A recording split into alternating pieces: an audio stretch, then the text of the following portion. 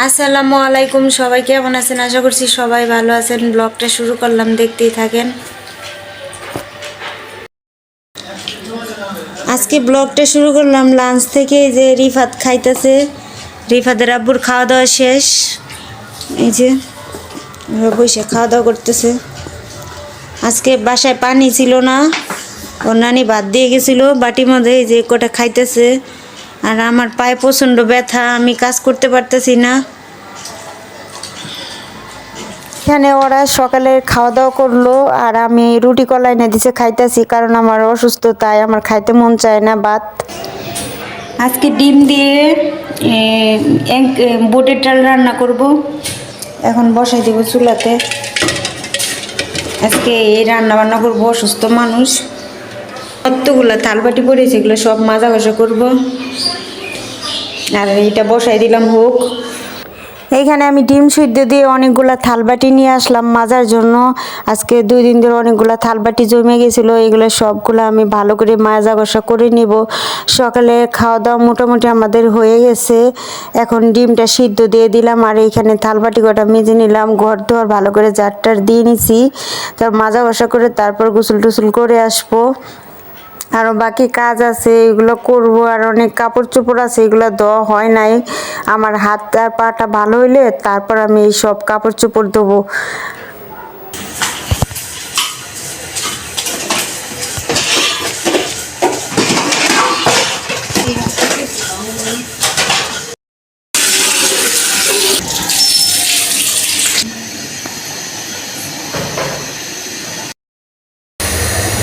এই যে এটা দিয়ে আমি ডিম রান্না করব। ডিম সিদ্ধ দিলাম, এঙ্কার এটা এখন আমি সুন্দর করে ধুয়ে নিব।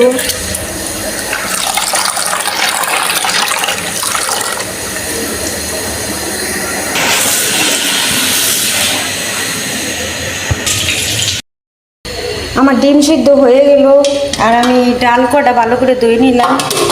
আর এইখানে আমার ভাত তো বলক এসে গেল। এখন ডিমটা ভালো করে শুইলে তারপর রান্নাটা বসাই দিব।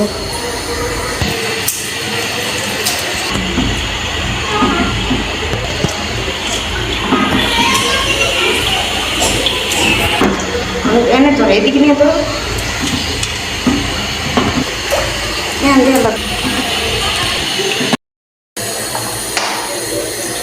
এখন আমি তেল দিয়ে দিতেছি, কয়টার মধ্যে ডিমটা ভালো করে ভাইজে নিব।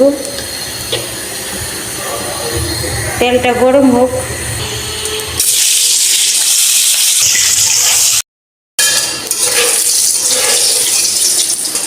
আমার ডিম ভাজা হয়ে গেল।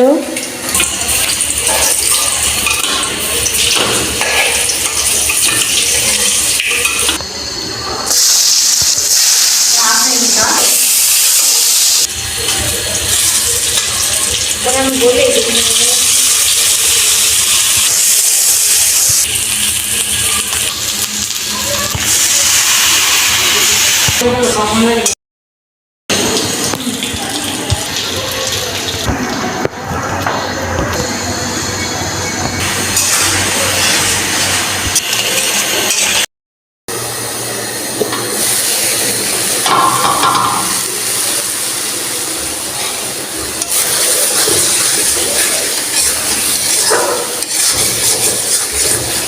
আমার মশলা কষানি হয়ে গেল।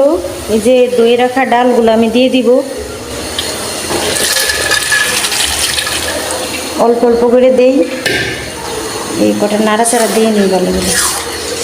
এটা দিয়ে আজকে ডিম রান্না হবে।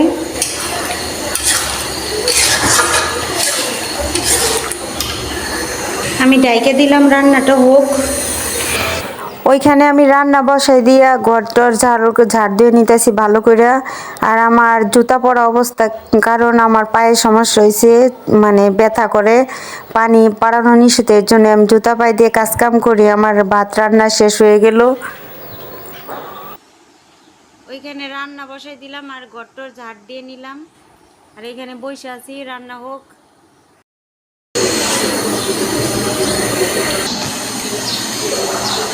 তরকারিটা দেখার জন্য আসলাম। এই যে বড় কাছে ঝোল দিয়ে গেছিলাম আমি।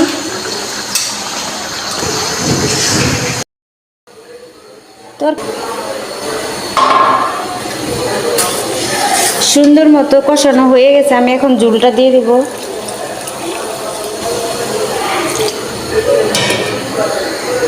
আমার ঝোল দেওয়া হয়ে গেল, এখন আমি ভালো করে ডাইকে দিই, পরে বাগার দিব। এখানে আমি রসুন দিয়ে দিলাম ডালটা বাগার দেওয়ার জন্য।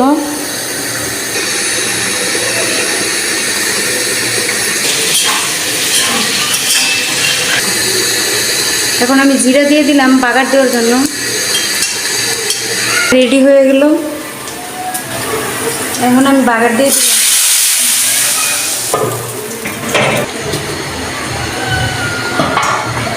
এখন আমি ভালোভাবে নাড়াচাড়া দিয়ে নিই।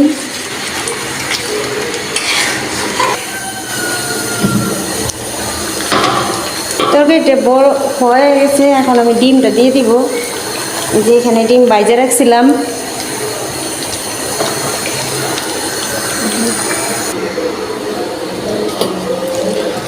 এই যে আমার রান্না শেষ। আসছি ছাদে, আসছি নারিফা ইব্রাহিম আব্বু, এই যে দেখো তোমার আঙ্কেলটি নিয়ে ছাদে আসছি। নাল্লা এই যে একটা জিনিস খোলানো হইতেছে, এই যে আমার বাবা নাচতেছে। এই যে আমরা ছাদে আসি, রান্না বান্না শেষ। এই যে আমার ভাগ্নি আসছে, আমার সোনা পাখি আসছে। আস্তে আস্তে এ হেরে ও বেতা বাবা তো আমার মাটা। ওই রে সোনা, এ রে পাপা সোনা পাখি, সোনা পাখি। হ কেমনে করছে? তোমার চোখ মারছে? হাই হাই রে সর্বনাশ, আমার এত সুন্দর ভাগনার চোখ মারলো মেয়ে। বিয়া করবা? এ দেখেন আমার ভাগনা কি বলে, বলে জানো কি রিফাত? এই যে দেখো আম্মু সোনা পাখি কই আসছো?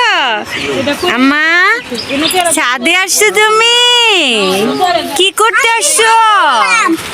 এই যে আম্মু ভাত খাইছো পাখি? এই যে খাদিজা ভাত খাইছো?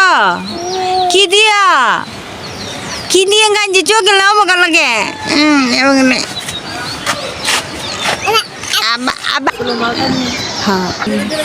এই যে আমার আম্মা ওইখানে, এই যে আমরা ছাদে আসছি সবাই মিলে।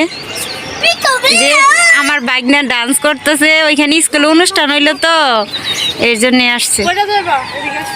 এই যে সোনা পাখি আসছে, আমার ময়না পাখি। এই সোনা পাখি ছাদ থেকে আইসা আপনাদের বাইরে লেবু মালটা কাটে দিতেছি। এখন সন্ধ্যা হয়ে গেছে।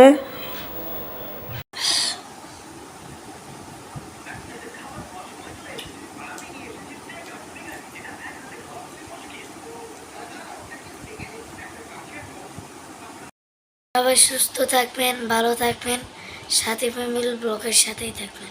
আল্লাহ হাফেজ।